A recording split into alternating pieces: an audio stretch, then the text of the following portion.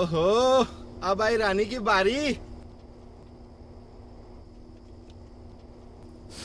रानी होगी तुम्हारी, मेरा तो राजा आएगा।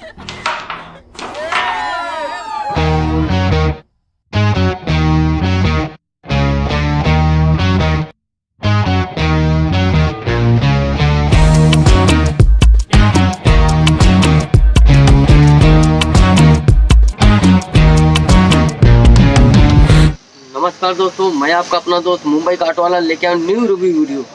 हाँ दोस्तों, अभी खेसारी लाल के एक नया सॉन्ग आया है, रोमांटिक राजा, जिनके अपोजिट हैं शिप्रा गोयल। हाँ दोस्तों, और एक गाना बहुत ही ज़बरदस्त और बहुत ही मस्त गाना है, एकदम रोमांटिक भरा गाना। और इसमें जिस हिसाब से डांस है, एकदम फाड़ू डांस है, बहुत ही अच्छा डांस है। और कलाकारों ने, जितने लोगों ने भी काम किया, बहुत ही ज़बरदस्त काम किया, बहुत अच्छे तरीके से डांस किया है और बहुत अच्छे तरह से लिरिक्स दिया गया है। इसमें हर एक चीज़ बहुत ही बढ़िया है और बहुत ही मस्त और बहुत ही ज़बरदस्त है। एक बार देखने के बाद मन झूम जाता है और डांस करने को जी चाहता है। तो दोस्तों, इस गाने को आप ज़रूर देखिए।